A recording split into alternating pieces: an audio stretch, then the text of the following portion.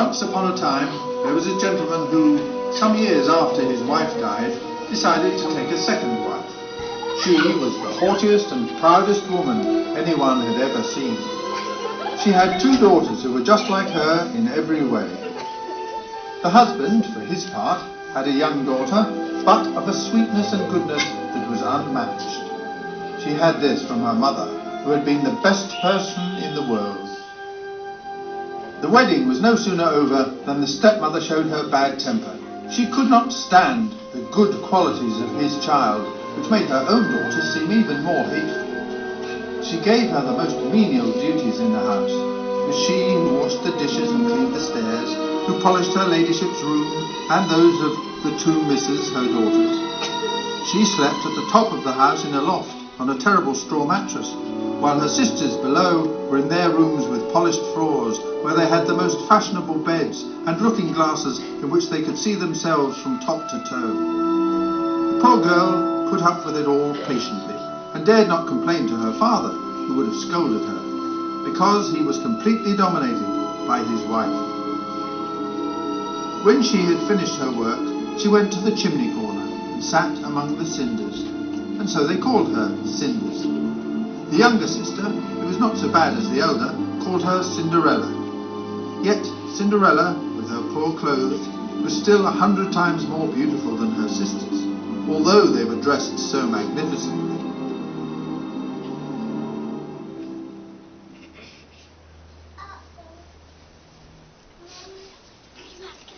It happened that the king's son gave a ball and invited all the people of quality.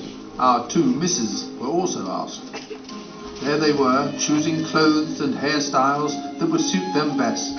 More trouble for Cinderella, since it was she who had to iron the sisters' linen and pleat their cuffs. The only talk was of how they would dress.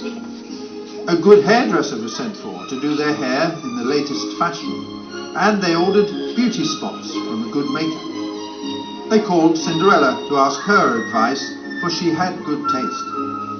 Cinderella gave them the best advice in the world, and even offered to do their hair, which they happily accepted. While she was doing their hair, the younger sister said to her, "Cinderella, would you like to go to the ball?" "Alas, ladies, you are making fun of me. That's not for me."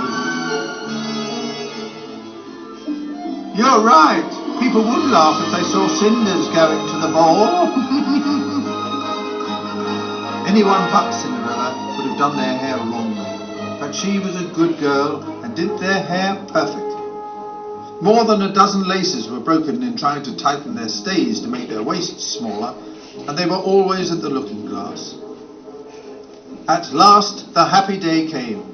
They left, and Cinderella followed them with her eyes as long as she could. When they were out of sight, she began to cry.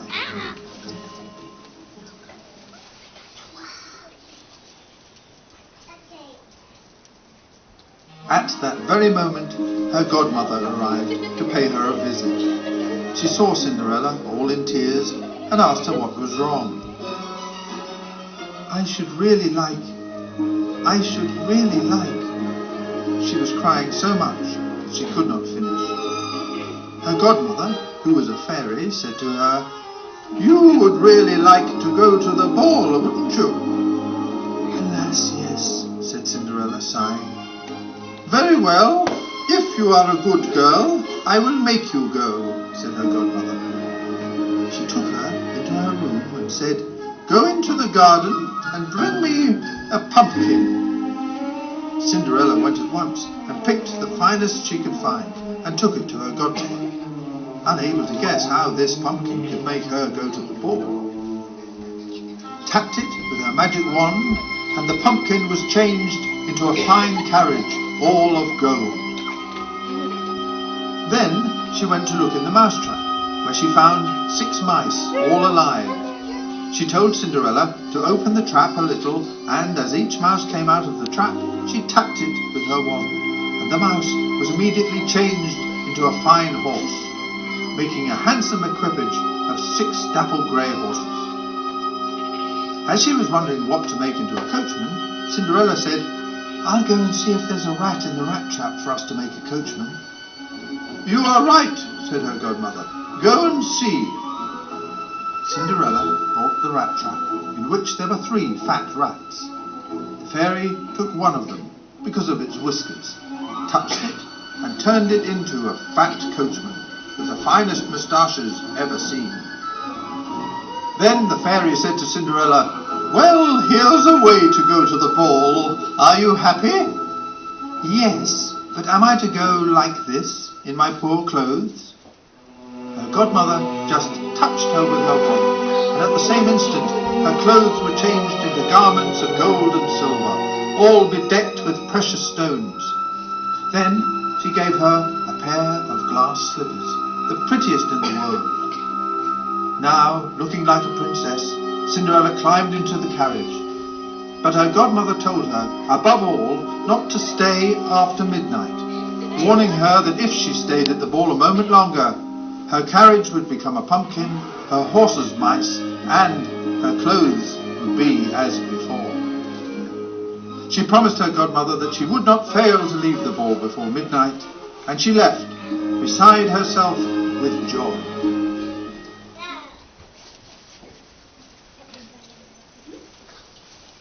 The king's son, warned that a great princess that no one knew had just arrived, ran to receive her. He handed her down from the carriage and led her into the palace ballroom, where the company was gathered. There was a great hush. They stopped dancing, and the violins stopped playing.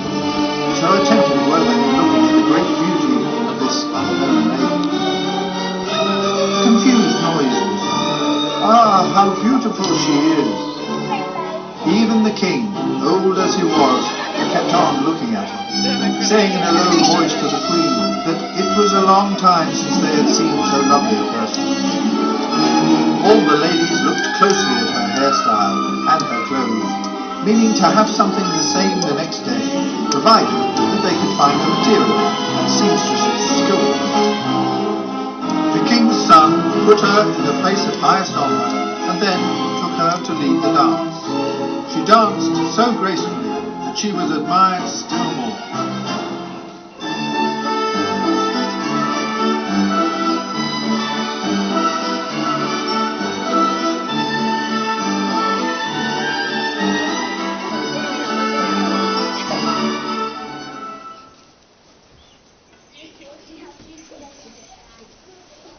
Very fine refreshments were brought in, which the young prince did not eat, so busy was he looking at Cinderella. She went to sit by her sisters and paid them 1,000 civilities. She shared with them the oranges and the lemons that the prince had given her. This surprised them very much, because they did not recognize her. When they were talking, Cinderella heard the clock begin to strike 12. At once she rose and ran away as quickly as she could. The prince followed her but couldn't catch up with her. She dropped one of her glass slippers and the prince carefully picked it up.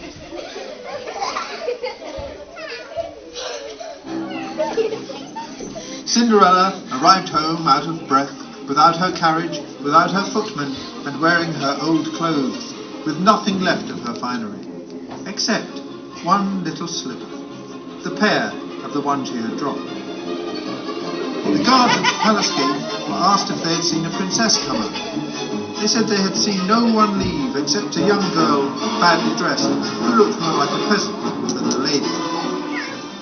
When the 2 sisters came back from the ball, Cinderella asked them if they had enjoyed themselves.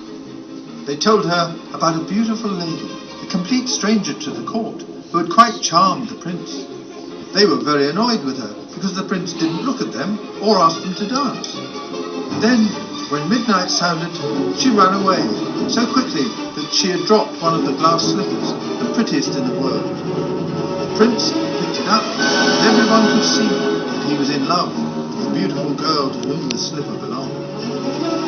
They were right, for a few days later the king's son had it proclaimed to the sound of the trumpet that he would marry the one whose foot the slipper fitted. The prince and his men set forth to search high and low for the beautiful princess.